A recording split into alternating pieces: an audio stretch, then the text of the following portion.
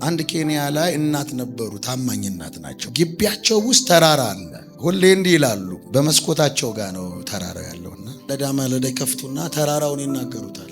አንተ ተራራ ሜዳ ትሆናለህ ብለው ይዘጋሉ።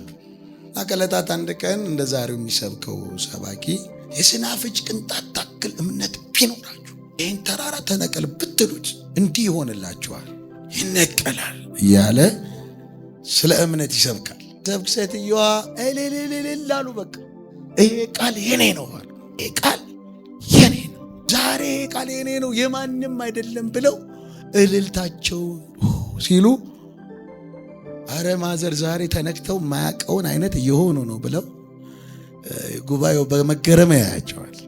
እዛ ሰባኪውን ብሎ ጨረሰ። እኔ ሰባኪውን ዛሬ ፈልገዋለሁ አልለቀውም ብለው ቢሮ አረ ደክሞታል ሄዶ አረ እኔ አልለቅም እኔ ይሄ ሰውዬ ህይወቴ እሱ አፍ ውስጥ አለ በረከቴ እሺ ብለው አስገቧቸውና አይዘው መጽሐፍ ላይ ተጽፏል ስለ እምነት ላይ እሺ ብለው አስገብቷቸው አንድ ነገር እላለሁ አሉ። ምንድነው? የዛሬው ቃል የኔ ነው ሲባል አሜን አለ ሰባኪው። እንኳን ማዘር ደስ አለዎት። አዎ በቃ እምነት ያለው ተራራ ይነቅላል ብለህ ሰብከሃል፣ ቃሉም የኔ ነውና እኔ ግቢ ተራራ አለ አሉት። አብረን እንሄዳለን፣ ተራራውን ትነቅለዋለህ አሉት።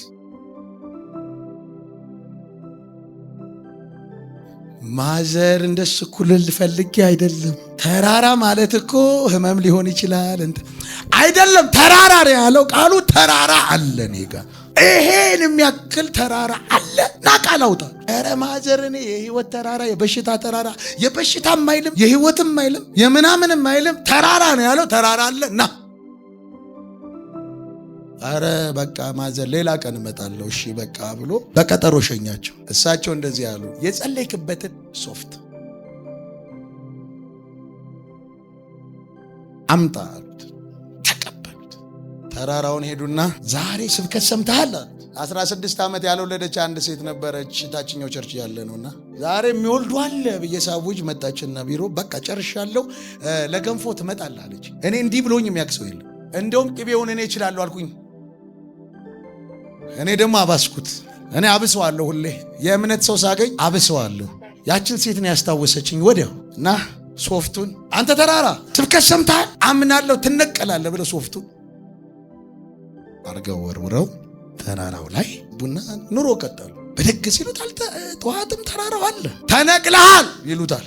ከዕለታት አንድ ቀን ግን ተኝተው አቤት በር ፈልገው ነው ወት ነበር የመጣ ነው ከማዕድን ምናምን ምርመራ ነውና ተራራዎት ውስጥ ከፍተኛ ማዕድን ስላለ ጭራሽ $1 ሚሊዮን ከፍለነውት ይሄን ተራራ እናፍርስልዎት። አንተ ተራራ እራሽ ተከፍሎ ለአንድ ሰው ዛሬ ከለመነው በላይ የሚቀበል ትውልድ ዛሬ መጥቷል። እሳቸው ከፊታቸው እንዲወገድ ነው እንጂ ጸለዩት ብር እንዲያመጣ አይደለም። ታይነዱ በምንም ይሁን ይዘውልኝ ይሄዱ። እግዚአብሔር እምነታቸውን አየና ደግሞ ጭራሽ ተከፍሏቸው አስቸገረኝ ብለው ቢሸጡት አስበሃል? የሚገዛው ሰውዬ እሳቸው ቃል አውጥተው ጸልየው በቃ ይሄ ተራራ ስላለ ለሌላ ሰው ልሽጠው ብለው ቢሆን ኑሮ የሚገዛው ሰውዬ ምን እንደሚሆን አይታል? ተከፍሎት ነበር ያንን ተራራ የሚወስዱ። አንዳንዴ እኮ ጨርሰን ጸልየን ልክ በረከቱ ሊያልቅ ሲል ነው ደክሞናል ብለን ስንሄድ የሆነ ሰውዬ እኮ ትርፍ በሚመስል ገዝቶህ የሆነ ቀን ስትመለስ በዛ ቦታ ላይ ፎቅ ሰርቶበታል።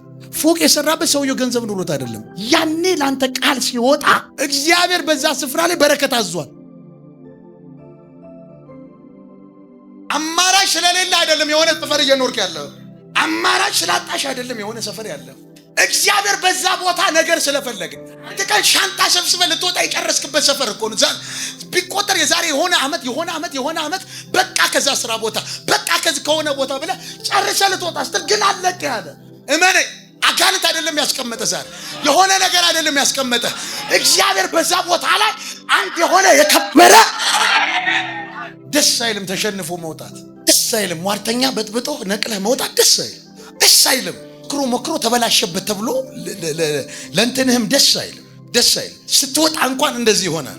ለሆነ ጊዜ ጠርተህ የሆነ ዘመድን ከገጠር ጠርተህ ይሄኛውን በቃ አሁን ኑሩበትና የኔ ያኛው ስላለቀ ብለህ ሰጠህ። እንዲህ ሲሆን ምንድነው ቢባል ደስ ይላል። አሸንፈዋል። ተዋርደህ ግን አትወጣም። ተዋርደህ ተሸነፈ ማለት ምን ማለት እንደሆነ ታውቃለህ? ካንተ አምላክ ይልቅ የእነሱ አምላክ ምን ብሏል ማለት ነው? በልጧል።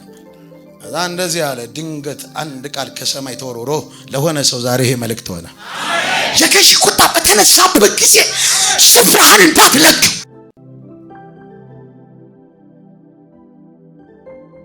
ማአት ሁኔታዎች ገጥመው የነበር ይሄን ሰፈር ለቆ ሌላ ቦታ ቸርች ለመጀመር ማአት አንዳንድ ነቢያቶች እኔ የገጠመኝን አይነት አንዱ ገጥሟቸው ለቀው ሄደዋል።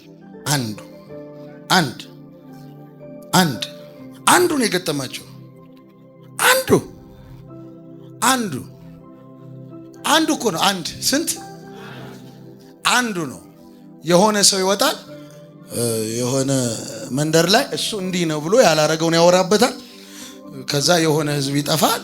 ከዛ በኋላ ለቆ ይሄዳል መክፈል አቅቶት። አንድ ሰው ስንት ሰው አፖስትል አንድ አይደለም 10 አይነት ነገር እየሰማሁኝ ክብር እንዳለ ጌታ ያወራኛል።